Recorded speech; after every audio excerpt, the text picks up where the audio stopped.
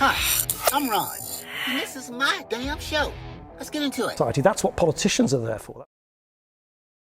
You know, I'd been there in the company during the Trump 1 administration, and as you said, I was the sort of principal decision maker on suspending Donald Trump from Facebook services for, I think, 2 years in the end.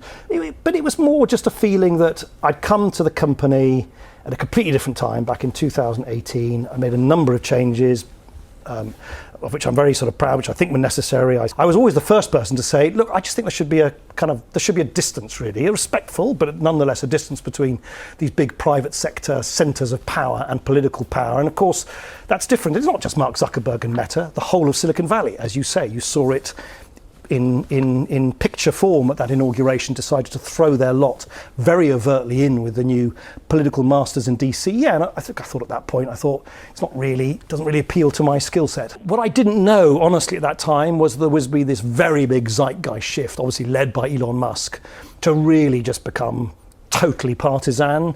And it's just not what I personally think is right in the long run. I also don't actually believe it's sustainable either, because guess what? You know, as a veteran political editor and correspondent, the pendulum always swings. And so my view is, in the long run, these are young companies.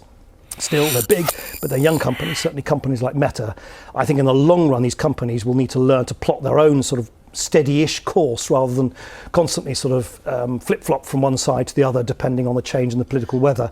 And so I just felt, you know, I'd done a bunch of things. I'd been there actually longer than I'd originally anticipated.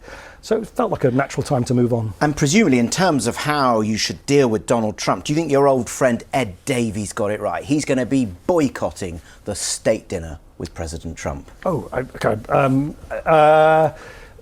I think it is important. I mean, whether you boycott or not, I think it is important that there are clear voices in British politics saying, look, this administration is doing immense damage to a long-established, transatlantic partnership. The views that they espouse are based on very, very different values. It's an extremely belligerent America First approach to things. And I think it's totally natural that it should fall on Ed Davey, if no one else is going to do it, to say, well, hang on a minute, I don't want to go along with this kind of stuff. And by the way, we're talking today, I think, on the day when Vladimir Putin, Xi Jinping and Prime Minister Modi and others are meeting in Beijing. I believe it's today, or at least this week. I mean, if there's any demonstration of how wrong-headed the Trump administration's approach to geopolitics is I think it's worth just underlining what a spectacular own goal it is for this new American administration to more or less have chased a partner as important as the Prime Minister of India, the world's largest democracy, into the hands of the world's largest autocracy, China. I mean, it's a spectacular failure of statecraft, and so I think it's important in our own domestic political debate in the UK, of which, of course, I'm no longer a part, that people speak clearly about what the US administration is doing, because the government, by choice or by force of circumstance, is much more sort of mealy-mouthed about it. And in terms of sort of speaking your voice to the US administration, I'm taking it that JD Vance didn't invite you to his Cotswolds cottage. Didn't get the invitation to the Cotswolds, no.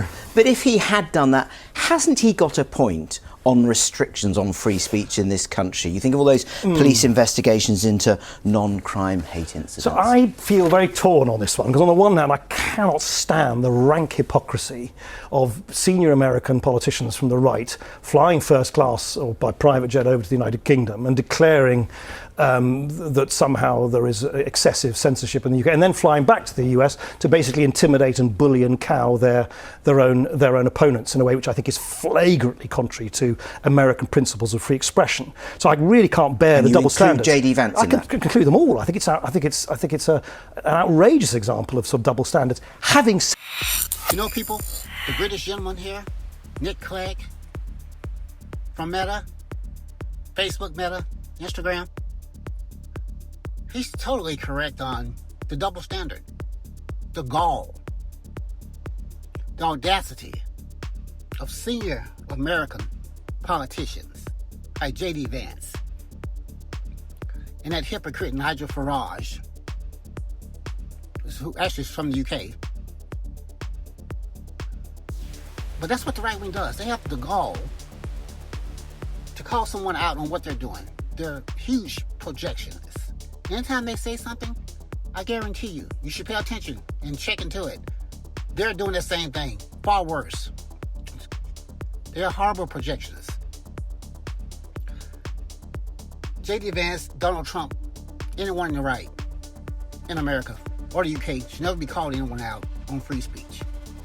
Nigel Farage in the UK doesn't let anyone on his show who opposes him. JD Vance and Donald Trump, we all know what they're doing. They're going after anyone who dissents. They have no dissent. This has never happened before in the United States. You cannot dissent from this president. Now, if you're a university, an attorney firm, a law firm, especially if you're on the opposite side of them, you're a Democrat, they're coming after you, even legally. And you know that's true.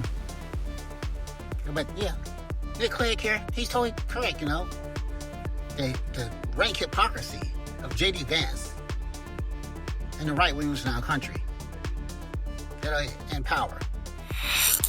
Let me know what you guys think in the comments. That's all I got for this episode. Thanks for watching.